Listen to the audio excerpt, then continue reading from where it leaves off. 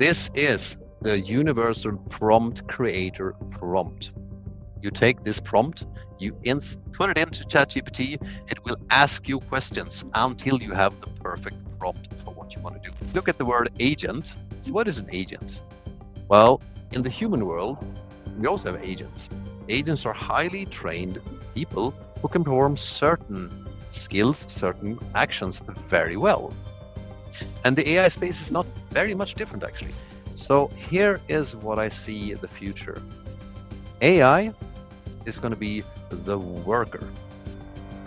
Human beings, we are the creators, which we actually are already, because every business is different. You've got to have someone who can understand the human part and the machine part. That is when you can build the perfect human AI workforce. Once again, I'm going to mention the car again. The car is fantastic. We jump in, we press a pedal, and we go. Excellent. But behind the evolution of a car, there's quite a lot of thinking and quite a lot of training and building and experimenting and testing and all this type of things until we have a Tesla that you can just jump in and ride it. Ladies and gentlemen, buckle up for an electrifying journey into the future of business and technology. Today, we have the honor of welcoming true visionary in the realm of AI, blockchain, and digital marketing. Please join me in giving a warm welcome to Mikael Lindback, or Mike, the AI biker. Riders on the The director of sales marketing at Skyline and the driving force behind Client Excel. With over a decade experience in AI and a passion for revolutionizing how business operate, Mikael is here to share insights that could reshape the way we think about technology in business. Now get ready to have your mind expanded and your perspective challenged. Please welcome the king of AI, who's always busy, but the right kind of busy, Mike Lindback. Mike, how are you doing today? Thank you, MTS. I'm doing really, really well. Hooking up you here, I'm out actually in a shopping mall. That's kind of interesting. We can actually do these things wherever we are. So thank you for getting in touch. Really good to be here. No, absolutely. It's my pleasure.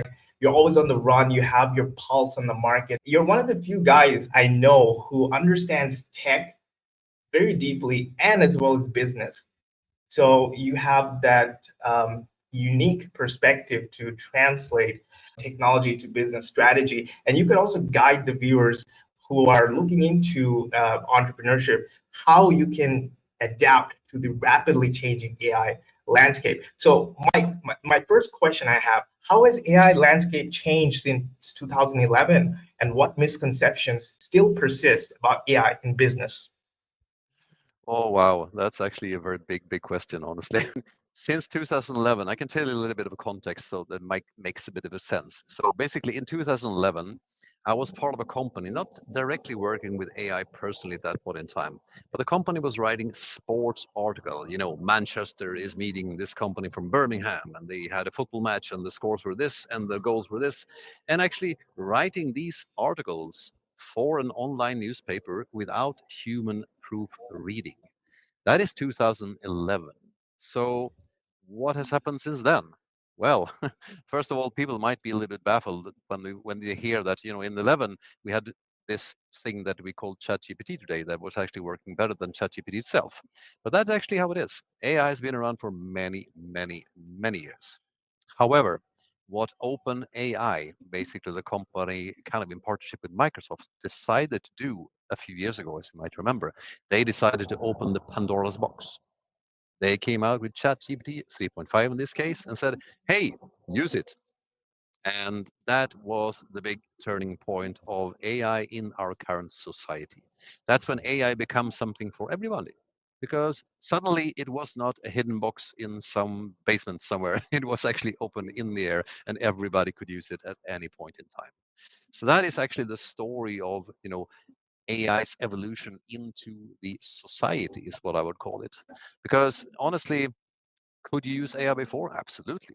But you had to pay a lot. So most people didn't really have access to AI in the way that we do today. So, should we dive into kind of what has happened since then? Is that where we're going?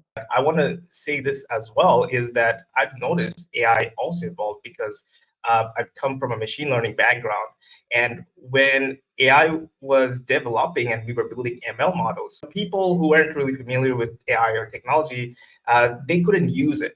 They needed sophisticated skills to use it. Now AI is available for everyone. So that also means that we need, that solid foundation so people can also understand how to take AI and turn it into maybe a profitable business or perhaps enhance their business. So Exactly. I know you're working with Skyline. So can you walk us through how Skyline harnesses AI and maybe the blockchain to enhance digital marketing? Absolutely, I will absolutely do that.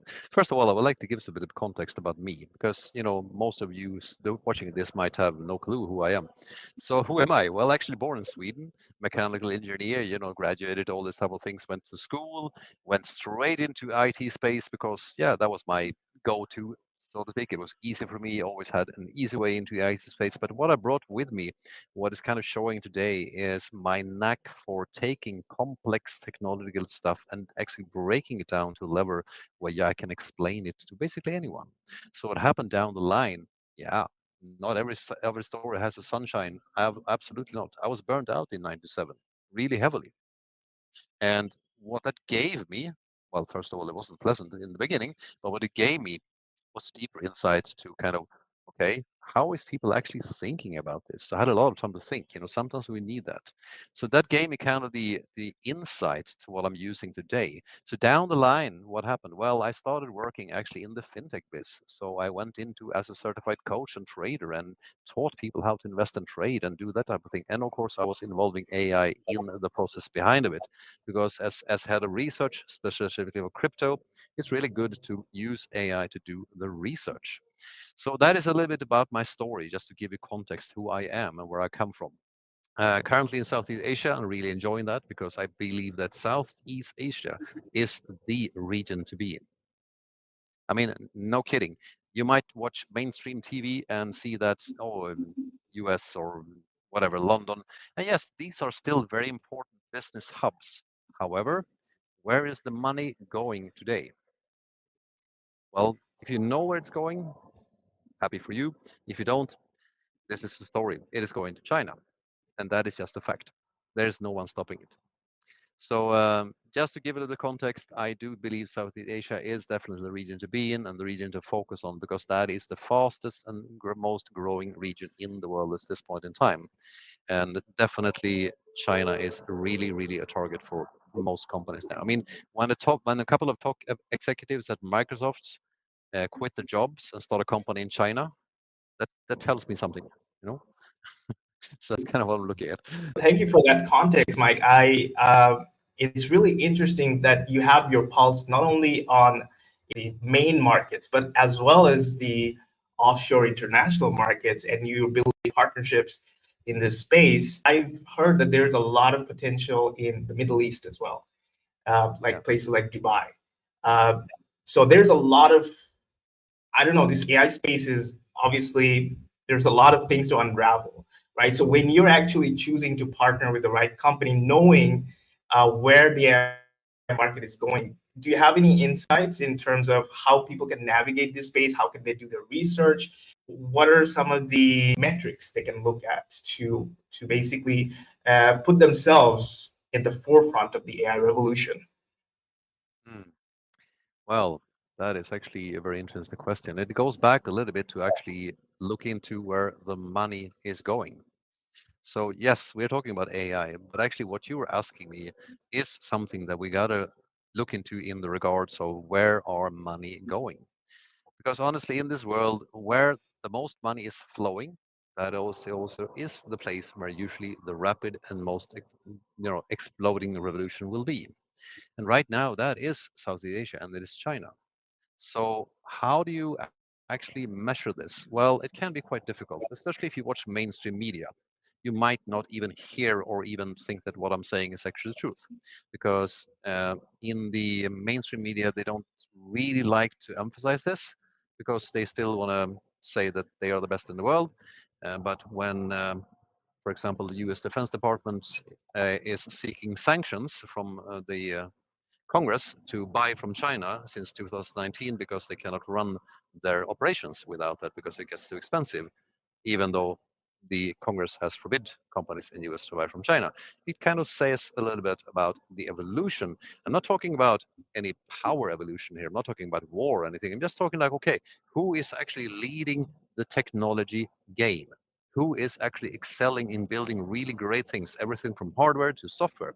Well, the Southeast Asia region is booming and it's coming across like really, really strong. I mean, we have chip manufacturers like Huawei in China, who is really booming and really making a lot better than both Intel and Nvidia. So that is what's happening right now. So if you look at getting the head of AI, you have to look at that. Where is the money going? And look at what are they developing right now. This actually surprises me. You pointed this out. People don't actually share this in the mainstream media, and that's probably why I don't even know this. Because when we think about LM models, we're thinking about OpenAI, or when we think about hardware, NVIDIA. But I don't know what's really going on in the other side of the world. I don't have access to that right kind of news. Is there any shortcut to this, like to get a more holistic view? I mean, I would like to have access to maybe some Chinese models, but I don't know if that would efficient that would be for my cases because it's in a different language. So there's a lot Yeah, of things that we still need to unravel. absolutely, absolutely. And it's so easy to really find some metrics that really tells you where to go. Because here's the thing with statistics. Statistics is easy to manipulate. So basically, now I'm not right now. I'm not speaking as the experienced AI developer and AI engineer. I'm more speaking as the head of research for a financial company, education company in London before, because you have to see where the money is going and how the news is portraying something that might or might not be true, and many times it's not actually, because there's a lot of political agenda behind this. So we got to understand that what you see in the mainstream media might not be true at all many times. So what do you got to do if you really want to know and really feel the pulse, as you say? How do you make it happen? Well, first of all, I would say limit your sources. So what does it mean, limit your sources? Well, Mhm. first of all, do you watch a lot of social media? If you do, well, it might be fun. I enjoy it sometimes too. But I think my suggestion is that you should limit your input, because here it is. An AI is excellent at managing a bunch of data, but human being maybe not as skilled at that level. So we have to understand that when we take in information, the best thing you can do is to try to find the sources of information that you truly believe in, and selecting a few and focus on that. It's basically, if you break it down, it's almost like what can somebody kind of say? Well, let's say you build a sales process in a company. I mean, you probably know this process from you have a lead generation, then you have a CRM, you have a sales pipeline, you have this type of thing that's going on. All right. So what do you actually do if you don't have that in a company? Well, the first thing you do is that you take this process in a very quite simple way. Okay, we have step one, step two, step three. We build an SOP, it's called standard operating procedure, how things should be turning out. Is that exactly how it's going to be? No, it's not. But then you have a framework. You have something that you can start with. You have something you can adjust and build on. And the same thing with selecting sources. When you look at online sources or books or people you listen to or mentors or whatever they might be, find the ones that you believe has the most important things for you to say and the thing that you actually believe is the truth. And select that and select a few. And then when you have that selected, start listening, start learning, and start adjusting. You might change your source. You might adjust your source. And that is actually how you get the best possible insight, in my view. That is my experience as head of research before. Because if you listen to too many sources, which is easy today because it's all over the place, everywhere, single minute, every phone, everything we look at, you will actually be more confused than reaching a point of clarity. No, that's absolutely right, Mike, and I can definitely resonate with this. The saying goes, you have to use technology and create stuff with technology. Don't be a slave to technology. This has been the challenge for decades. We've seen with Yeah. social media. Now we're seeing with AI. And I'm actually, I'm very optimistic. I think we're going to eventually overcome our mental blocks and find the right AI solution. I think AI is accessible for everyone now, so everyone has Absolutely. potential to break into the space, but they have to be pragmatic. Not there's a lot of YouTube content. There's a lot of AI news. There's a lot of agendas getting pushed left and right. There's like no code framework. Everybody's trying to sell something, right? But Yeah. what I really encourage, even in my community of 500 AI entrepreneurs, is to think critically.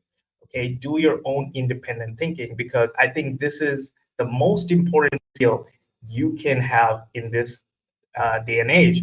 The ability to think critically, to manage your time, and also partner with the right people, because you cannot do this alone. This is not a one-man show anymore. If you are a tech expert, definitely partner with business folks. If you're a business expert, definitely talk with tech people. We need to break those silos and get more people involved and talking, like just like we're doing right now. I think we have different backgrounds, but I think we share the same kind of message: is education. We want people from all fields to come together and share their insights. And I think you do a great job with your company as well, Client Excel. By the way,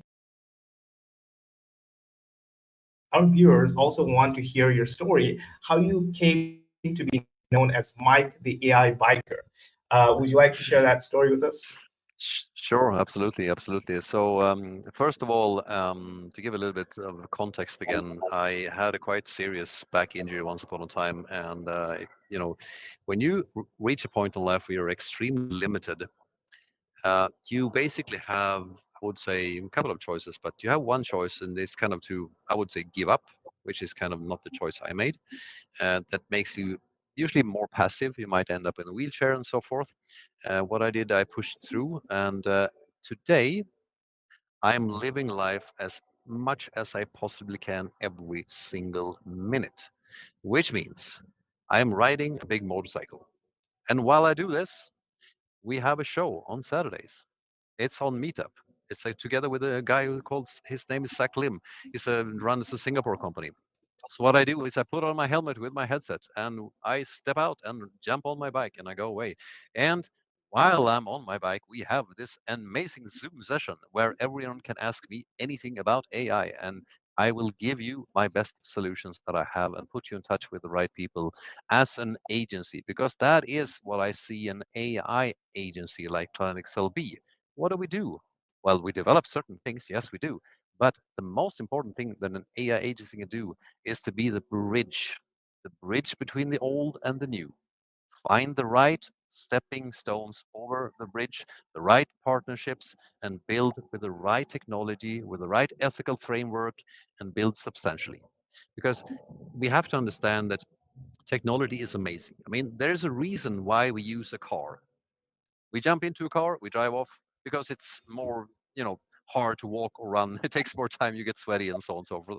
So we use a car because it's very convenient. So if you look at AI almost like a car, so why do we use AI? Yeah, some certain things that AI can actually do really good. For example, consistency, talking about doing the same thing over and over in the same way that you have trained the AI to do. It's something a machine can do a lot better and easier than a human being. So it's not about taking a jobs away from human. It's just basically using technology for what technology is best for. I mean, we do jump into a car because, yeah, it's quite convenient. If you're in a hot country, it's good with an air condition. If you're in a cold country, it's good with some heat. So basically, we use a car, but we have to remember that how many years does it take to develop a very good car so you can just jump in and ride?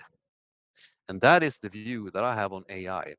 I am working as director of sales and marketing for Skyline, as mentioned, and Skyline is a BPO provider and a really good BPO provider. We're talking a company that has been working with cryptocurrency exchanges such as KuCoin since 2017, built up the marketing value, built up the trading volume, the social sentiment, built up the community, control the reputation, handle the trolling and the scamming and all this something down the different winds of the crypto space. Basically, managing a people's company in the reputation aspect. And that is what Skyline as a BPO provider does extremely well. And that's an old business model, actually. We're talking human beings punching on keys. So it's not really all about AI. However, it works and it's proven to be do really well. So how do we utilize this then? Okay. So if a company then partners up, for example, with Skyline today, what would that be? Well, first of all, you would have a dedicated team because I believe in having people. I mean, it doesn't matter if the people who work for me or work for someone else is sitting in some remote country somewhere. You still put on a t-shirt that says, this is the company that I work for, which is the client. You're still trained to be their dedicated team member. And that is quite important. So while doing that, of course, what is then AI in this whole aspect, we might think? Why does AI come in? Well, here's the way I see it. And this is more on an overview perspective, of course. Naturally, we break it down when we implement this type of interactions. But AI is today a team member. So we have now and in the future a human AI workforce. That's how I see it. So we use machines for what they do best, and we use humans for what they do best, and we combine that together. So what does it really mean then? So how do we actually build this into a business? Well, first of all, you need to reach out to someone who actually, I would say, knows what they're talking about without being prejudiced or judgmental in any shape or form, and just saying that, yeah, someone has to understand what the all of these parts, how they come together, so we can actually tie the old and the new together. Because I understand there's a lot of fear, there's a lot of concerns about AI. How do I control AI? How do I train the AI? How do I know it does what I want it to do? And all these type of things. And that's where the AI agencies such as Client Excel comes in, because you have to understand that training a human being is something that we are quite used to. I think many, especially serial entrepreneurs, are used to this. They're used to managing people. They know how to deal with this. They feel comfortable in this space. Okay, now we have the other space. Oh, we're talking machines. How do I control that? How can I train the machine? How do I know that it doesn't mess it up for me? Well, first of all, you got to partner with someone who understands what they're talking about. Secondly, you don't go all in. You start with a pilot project. You start small and you venture into the space of AI. However, I do think this is the time to do it. It is not really time to wait for this to happen, so to speak, because it is already happening. And just as we once upon a time didn't have cars, but now can you imagine a life without a car?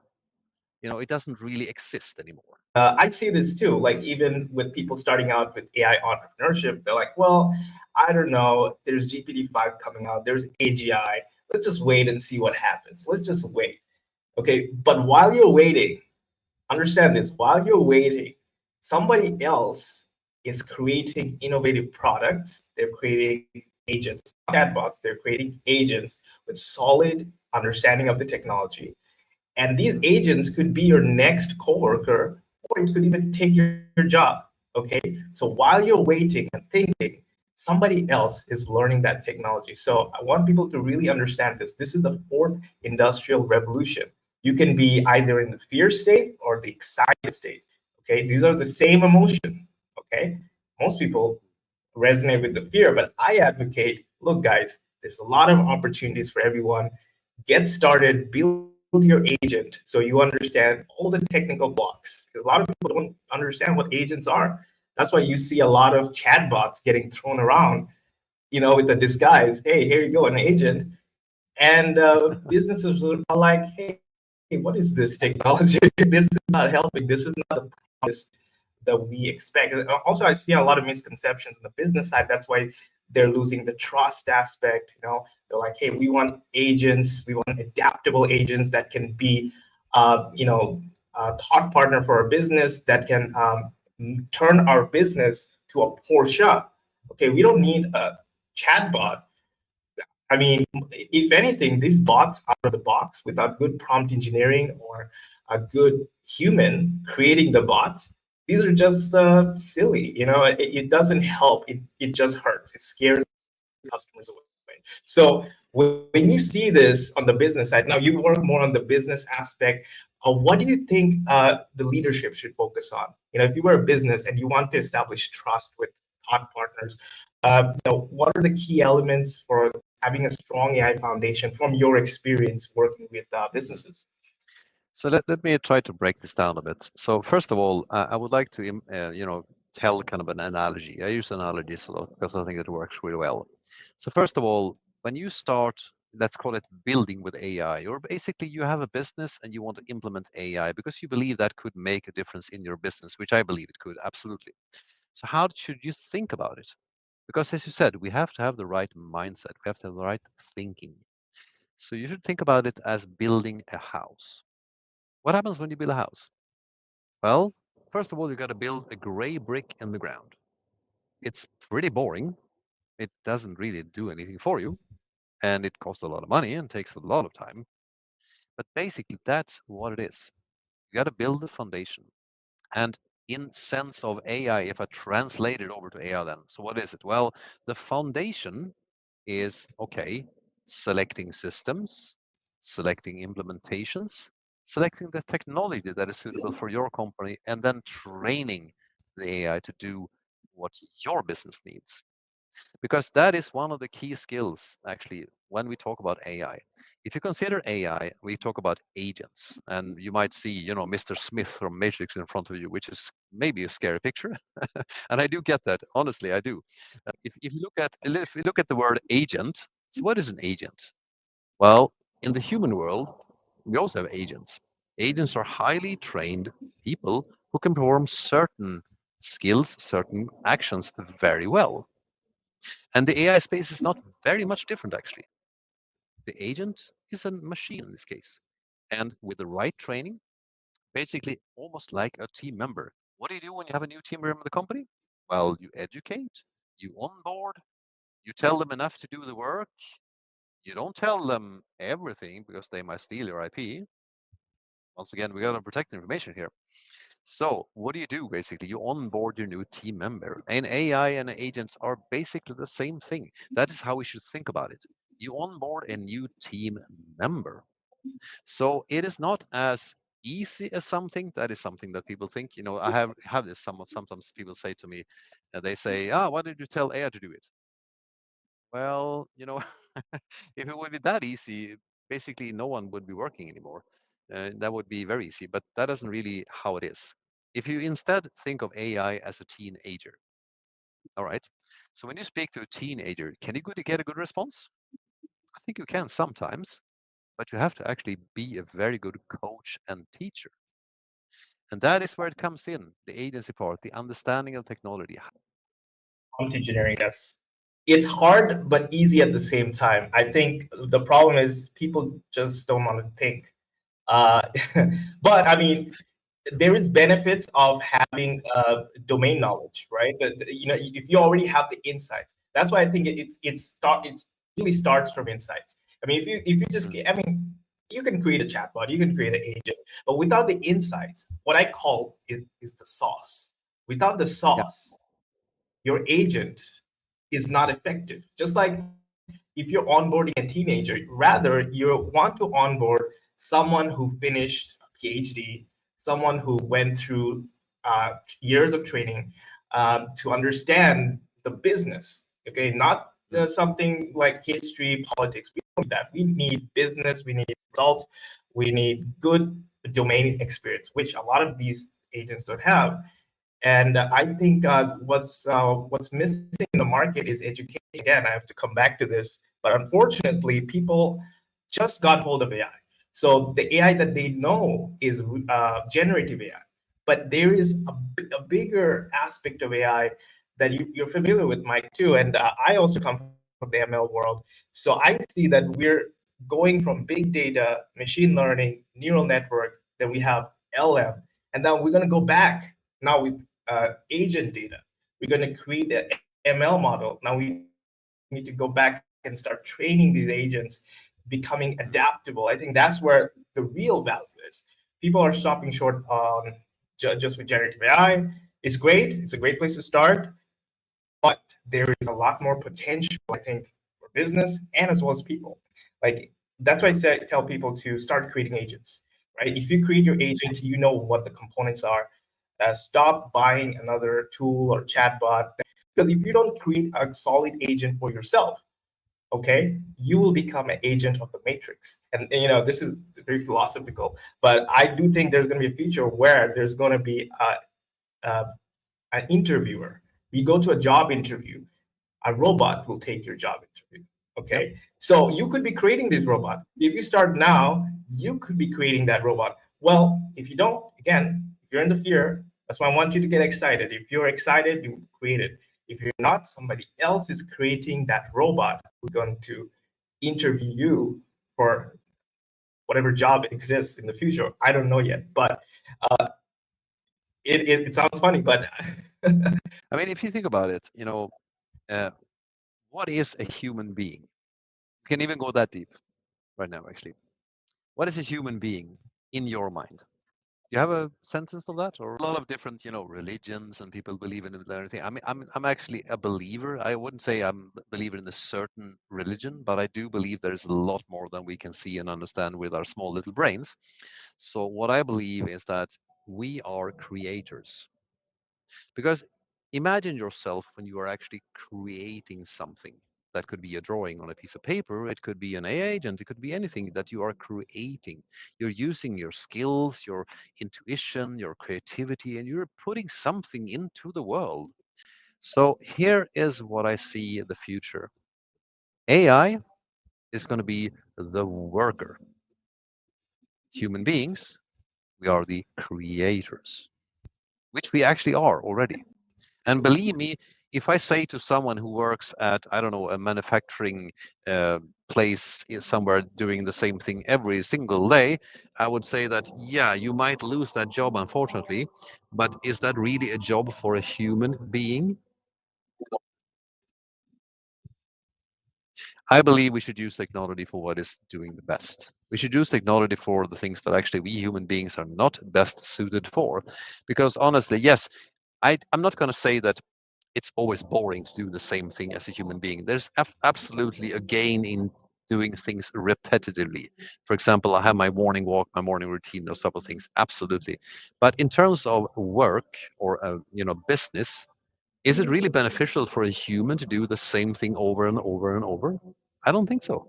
I don't think that is the best way for us to be inspired and actually grow as human beings. So see us as creator. Look at yourself as the creator. And what happens in the future, or even now, actually?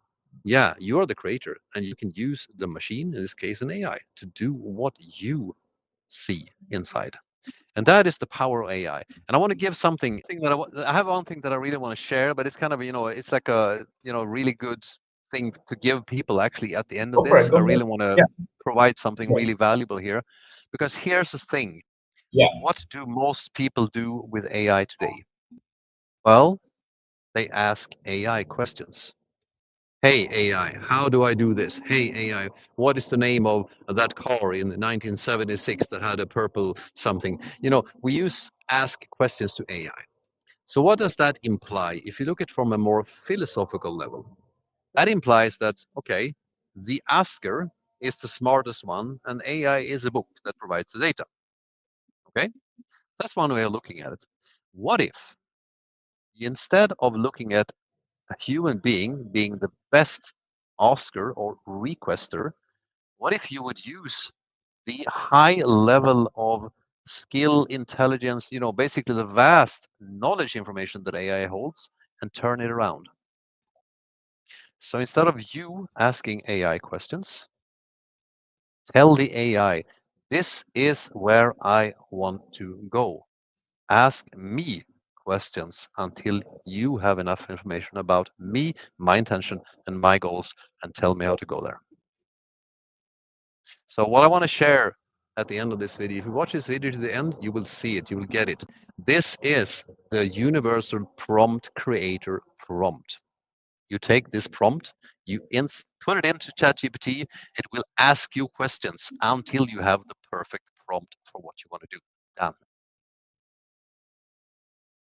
Mike, I absolutely agree with you. I think AI is a thought partner. Like rather than just have AI do everything, like I also advocate there's some human in the loop. Like we need humans to guide AI Yes. And also we need humans to also elevate themselves, so they solve problems with AI. There's so much problems in the world, and I think it's time that we start using AI, because technology is easier than ever before, and it's really driving us to now go with it.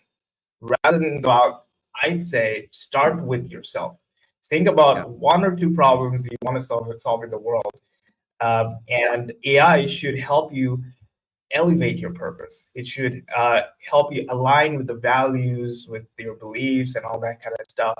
There is a short-term ones, but there's even bigger gains if you can understand AI, connect with the right partners, do something that will drive the future forward, because the time is now. We are building for the future. And I don't know, Mike, I'm a big fan of Star Trek, right?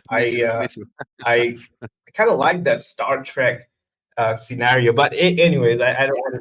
I'm very optimistic. I don't know what the world will look like, but I'm very optimistic we'll be living our lives to the fullest. This work that we call, I think this will eventually be automated, and we'll have more time to go within, think, and really understand, our true vision in life. Yeah. Mike, I went off topic a little bit, but I still want to be pragmatic. Like, let's say we have the AI foundations already set up. It takes a while to get that foundation, okay, done. How long can we actually see results?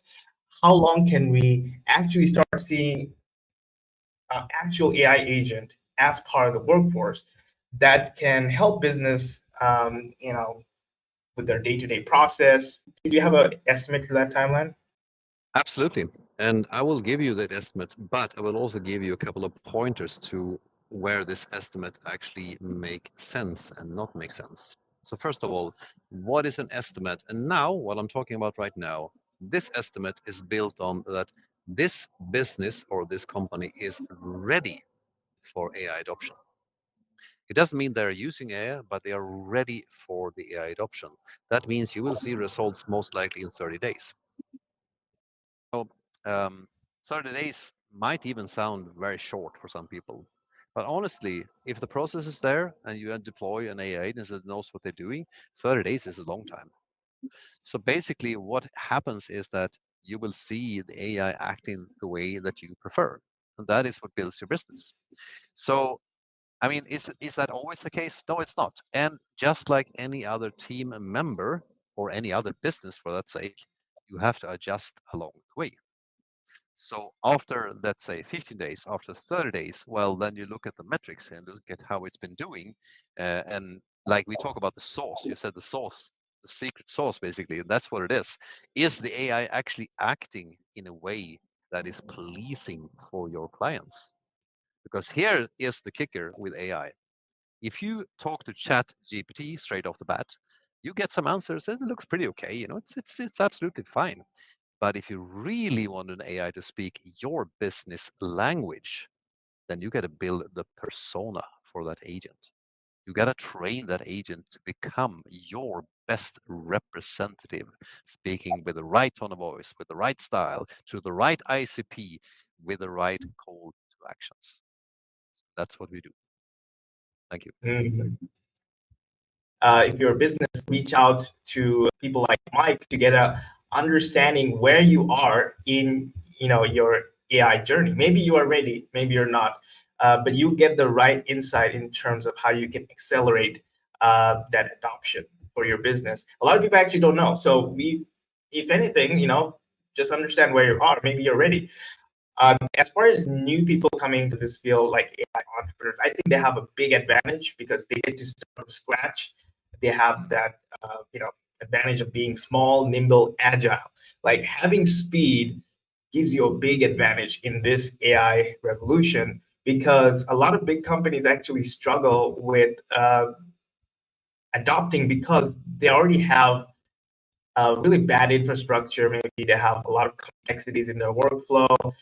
They still have other things to sort out, so they don't get the benefit of starting from scratch, right? So if somebody were to start an AI company, like an AI SaaS company, okay, what are some strategies you have for them to ride this AI revolution and also remain future proof? Well, I mean, actually, I have a book written about that, so maybe I should give that away. I mean, and this might sound strange, I realize, but here's what my take on it. The first thing you should do is actually analyze yourself. That might sound strange, but honestly, first of all, what is AI? AI is a tool. It is like a wrench. You can use it, but you have to know how to use it. So basically, what is the great advantage of AI? Well, the great advantage of AI is when you know what you want to bring to the world, when your intentions and your goals are clear. This is what I want to do. This is what I want to provide. This is the business that I believe in. And this is what I like to work within. Then you deploy AI, because then you know, okay, do I want to be a content writer? Do I want to create this, whatever that might be? Okay, then you implement AI and then you incorporate AI in your business thinking. Because honestly, you talked about big companies, and yes, they are struggling to be agile, because agility of a big company is a struggle. Because I mean, imagine yourself, if you, let's say you have a CRM system, customer relationship management, and you've been working with a system for 10 years. You might have 3,000 employees. How easy is it to change out that system? Well, it's going to cost a bunch of money and a lot of training and a lot of sweat and tears. So it's not that easy. So as a new beginner, you have the possibility to choose your path. And when you have found your path, whatever that might be, do a little bit trial and error. You're going to fail, believe me, but that's how it is. But when you found your path, then utilize AI to leverage your insight and skills. Because here's what it is. You don't need to be afraid of AI. AI doesn't have any intentions. AI doesn't have any goals. AI doesn't have any emotions. AI doesn't want anything.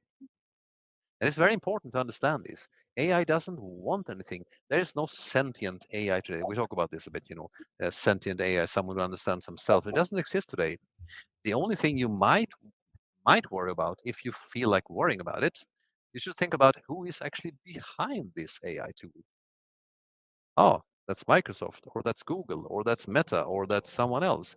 So basically, your biggest focus as an entrepreneur should be to find the right minds to collaborate with, because that is what gives you the edge, whether using AI or another tool.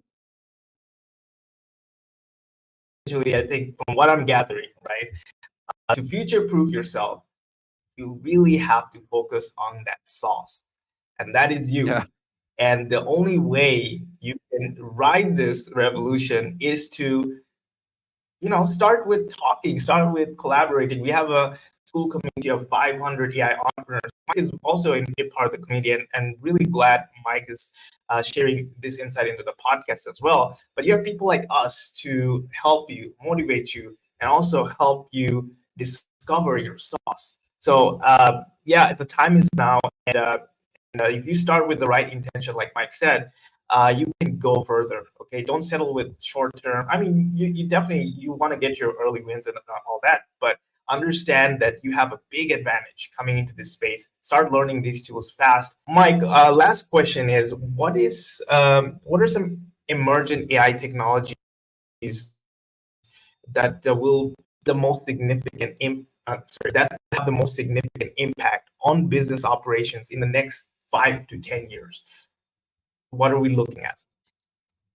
So one thing that is already starting to happening else actually is that instead of humans training AI, we now have humans training AI who trains AI. So it's almost like, what can I say? Automation is Mhm. automation. We know what that is. But basically, what happens if you, instead of thinking that, yeah, I'm going to build the wheel again, but what if you don't have to build the wheel again? So you have the wheel is working, you can roll it, you can, do whatever you want with it. And that is actually what's happening now. Now people are developing AI that can develop AI. And that is the next evolution, basically, that we don't need to be the one who is developing everything. We're Yeah. actually getting standardized AI models that can be deployed and then tailored to the specific use case, basically. And that is that. I mean, it's been happening for many years, but basically that's what I see. I see that different LLM models, as you call them, large language models, basically are becoming something. You know, simple terms. Let's take something. Let's take something. Let's take the car. I think that's a quite good analogy, actually. I mean, we have many different brands of cars today. But if you really look into the business of car industry, and if you really know what's going on behind the scenes, how many manufacturers do you think it is of this tool in this car or this certain aspects of the car? Well, it could be one manufacturer for 10 different brands. Because why do you want to invent something again if it already exists and is working well? So that is also what's happening now. We are seeing a kind of a, a structuring of the AI evolution to becoming something where you, instead of developing from scratch, you take components and you put them together. Ah, there we got something new. Thank you. So that is what's happening right now, actually. And I do want to highlight on the website for my company, clientexcel.net, I'm actually giving away a free report right now. I'm actually giving away a free report for business executives and business leaders. And that is about how to ready your business for 2025 in the AI niche and how you could think strategically about implementing AI in your business. So if you want to look into that, sign up on the website. It's free for you. Let's go and grab it. One more thing I want to add to this, a little bit of teaser here, actually. One thing that I will put into this package if you sign up is that you will actually get access to a free idea validator. It's trained AI. You tell the AI, this is my idea, this is what I'm targeting, this is my target audience, and the AI will tell you, yeah, that's a great idea, or yeah, maybe not so good. Maybe you should work on this things. So you get a 50% score, you get a 70% score, you get a 90% score. I'm at 82% right now. That's what I'm reached. So I will look forward to see what you can get, and that is free to use. Wow. Wow. You're giving away so much value, Mike. And this is great. And I encourage business to really hear what Mike has to say and also leverage his technologies, because you want people like Mike to really shape the future of your AI adoption. And yeah, so this is great insight. But it also drives me to one final question, because we have a community of AI entrepreneurs. There's people on different sides of the spectrum. I know this is a new area to dive into. We have a lot of developers, we have a lot of business people, we have a lot of automation experts, uh, but it's still kind of an emergent technology. We're trying to figure out what the future workforce would look like. And as you're giving out this amazing information to businesses, I think businesses would also find this valuable, to understand the hiring guide. Okay, if they were to adopt AI, how would they shape the future workforce? What does that look like? What skills do they need to start training AI to train AI? Well, I mean, if you look at from a business leader level or business executive level, whatever that might be, or business owner level, actually what you need first of all is a little bit of an open mindset. If you imagine, maybe let's say I'm going to paint a picture here. So let's say you've been a business owner and a business executive for 10, 20 years, something you've been running business for a long time. You're very skilled. You know how to run the business. You know how to build the networks. You know how to do this type of things. So you might actually feel a little bit apprehensive when it comes to AI because this is something new. This is something you haven't really understood yet. So what you first need of all, well, maybe you need to rediscover what you once upon a time did very freely. When you were a new entrepreneur, you said, "Oh, I don't know anything about this, but I'm going to take a jump. I'm going to take a jump into this and I'm going to actually start looking into this and see what this is because I find this really interesting. Okay, let's go." So, this is the excitement you got to build up. You got to understand that every time there's a new shift, technology, business, whatever there might be, you have to build up that excitement to be that new entrepreneur, that you new pioneer again, that, oh, it might fail. Yes, it might fail. That is how it is. But you have to take on that mindset because otherwise you might wait too long and you might not approach this in the right way.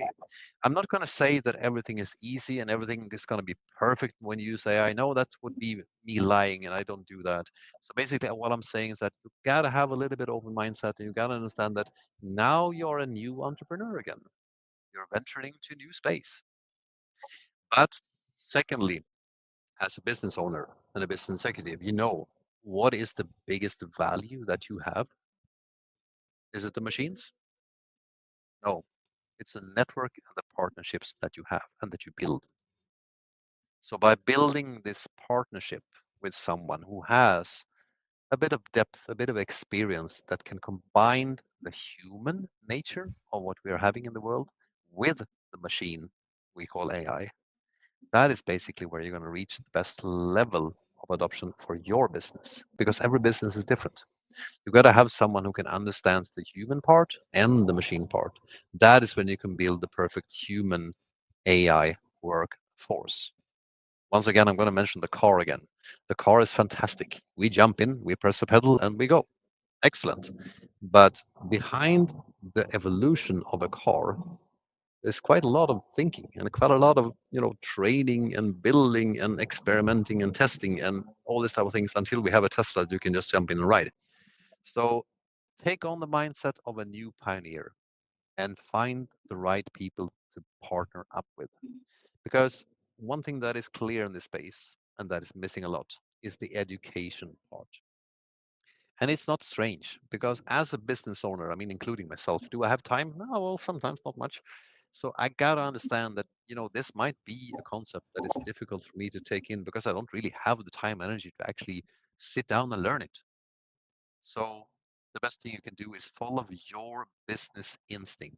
Partner with someone who has the insight, who can deliver this knowledge to you so you can feel confident in doing your decisions. I think that is what I would bring to the table right now. Amazing way to close things off.